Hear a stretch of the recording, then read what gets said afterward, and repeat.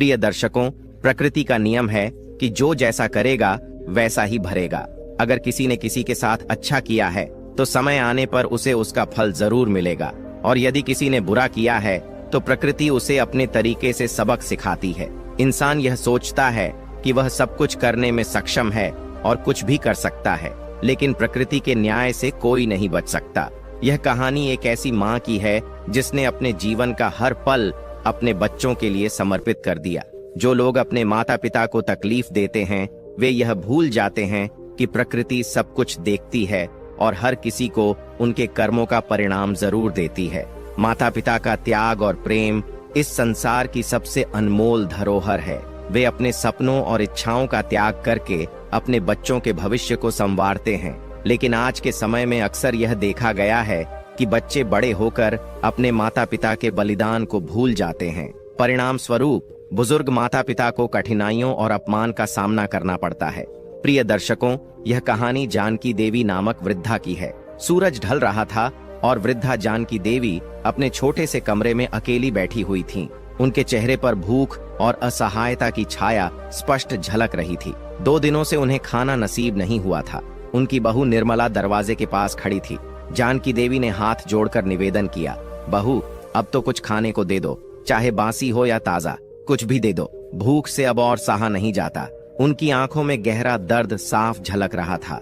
निर्मला ने क्रोधित होकर आंखें तरेरी और चिल्लाई, चुपचाप यहाँ बैठी रहो बुढ़िया, ज्यादा बोली तो वह भी नहीं मिलेगा। जानकी देवी जमीन पर इस तरह बैठ गईं जैसे भूख ने उनकी सारी इच्छाओं को छीन लिया हो। कुछ समय बाद निर्मला रसोई से रात का बचा हुआ ठंडा चावल और नमक लेकर आई।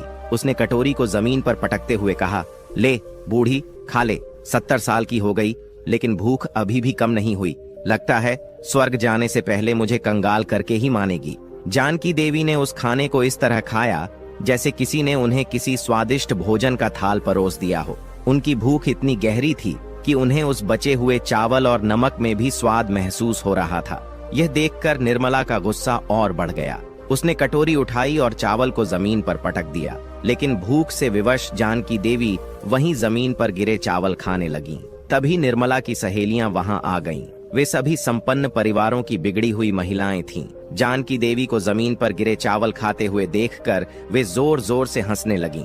उनमें से एक ने कहा, अरे निर्मला, अब तो भिखारियों को भी खाना खिलाने लगी हो। ये नेक काम कब से शुरू कर दिया? निर्मला ने व्यंग्यपूर्ण लहजे में कहा, अरे नहीं, यह मेरी सास है। गांव की अनपढ़ और गंवार औरत है, तभी तो जानवरों की तरह खा रही है। उनकी सहेलियों की खिलखिलाहट जानकी देवी के आत्मसम्मान को भीतर तक चोट पहुंचा रही थी, लेकिन भूख ने उन्हें इतना मजबूर बना दिया था कि वे शांत मन से अपने चावल खाती रहीं। तभी उनमें से एक सहेली ने मेज पर रखा पिज्जा का एक टुकड़ा उठाया और उसे जानकी देवी के सामने फेंक दिया। जानकी देवी की आंखों में उस टुकड़े को देखकर चमक आ गई। जैसे ही उन्होंने उसे उठाने के लिए हाथ बढ़ाया, सहेलियों ने उसे खींच लिया। यह खेल कुछ देर तक चलता रहा। सहेलियां कभी वह टुकड़ा उनके पास ले जाती तो कभी खींच लेती। उनकी ठहाकों की गूंज ने जानकी देवी के टूटे हुए दिल को और अधिक पीड़ा दी। भूख ने जानकी देवी को इतना विवश बना दिया था कि वे चुपचाप सहन करती रहीं। उनके लिए वह बचा हुआ चावल और नमक भी किसी अमृत से कम नहीं था, लेकिन सहेलियों की हंसी और अपमान का यह मंजर उन्हें भीतर तक तोड़ रहा था।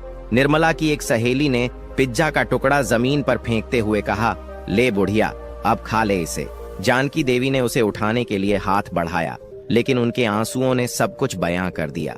उनकी आत्मा अब पूरी तरह टूट चुकी थी। यह दृश्य किसी भी दयालु व्यक्ति की आंखों में आंसू ला सकता था, लेकिन निर्मला और उसकी सहेलियों के दिल पत्थर के हो चुके थे। निर्मला और उसकी सहेलियां जानकी देवी का मजाक उड़ाते हुए हंस हंस कर ठहाके लगा रही थीं। निर्मला का व्यवहार ऐसा था जैसे वह इस अपमान से आनंद ले रही हो, लेकिन अचानक कमरे में सन्नाटा छा गया। निर्मला के गाल पर एक जोरदार थप्पड़ पड़ा। उसकी सहेलियों की हंसी रुक गई और सबकी निगाहें निर्मला पर टिक गईं।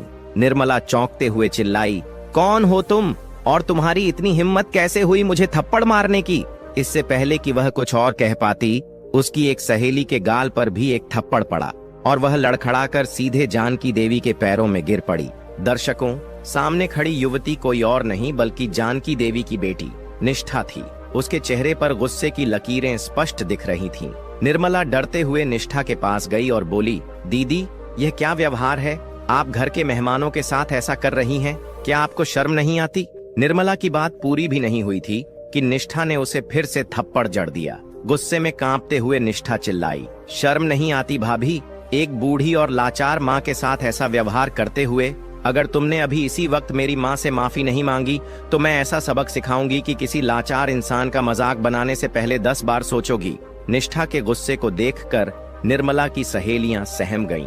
उन्होंने तुरंत जानकी देवी से हाथ जोड़कर माफी मांगी और एक एक करके वहां से भाग खड़ी हुई। निष्ठा जानकी देवी के पास गई, घुटनों के बल बैठकर अपनी माँ के कांपते हाथों को थामते हुए बोली, माँ क्या यह वही घर है जहाँ आपने सबका इतना ख्याल रखा था? क्या आपकी ममता का यही बदला दिया जा रहा है? जानकी देवी ने कुछ नहीं कहा, उनकी आंखों से आंसू बहने लगे। निष्ठा ने निर्मला की ओर देखते हुए कहा, भाभी मान लिया कि मेरी माँ ने आपको जन्म नहीं दिया, लेकिन क्या आप भूल गईं कि उन्होंने आपको अपनी बेटी से भी अधिक प्यार दिया? जब आपकी शादी हुई थी मेरी माँ ने आपको इतना मान सम्मान दिया कि आपको धरती पर पैर तक नहीं रखने दिया। याद है भाभी, सुबह जल्दी उठने की आपकी आदत नहीं थी। माँ खुद अपनी तकलीफ भूलकर आपके उठने से पहले चाय बना देती थीं। उन्होंने आपको कभी माँ की कमी महसूस नहीं होने दी और बदले में आपने उन्हें यह सिला दिया। निष्ठा रोते हुए अपनी माँ के गले लग गई। उसने अपनी माँ के आंसुओं को अपने आंसुओं से पोंछने की कोशिश की, फिर कड़ी आवाज में बोली, अब और नहीं माँ, अब आपके साथ कोई अन्याय नहीं होगा। मैं वादा करती हूँ कि आपकी हर चोट का बदला लूंगी। जानकी देवी एक सीधी सादी और ममता से भरी हुई महिला थीं। उन्होंने अपना पूरा जीवन अपने बच्चों के पालन पोषण और उनके उज्जवल भविष्य के लिए समर्पित कर दिया था। उनके पति किशन लाल एक छोटी सी किराने की दुकान चलाते थे।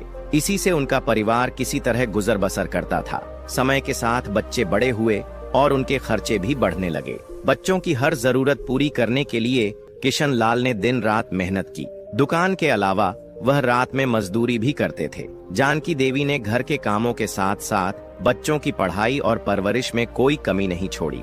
उन्होंने अपना हर सपना बच्चों के भविष्य के लिए त्याग दिया। जब उनकी दोनों बेटियां शादी योग्य हुईं,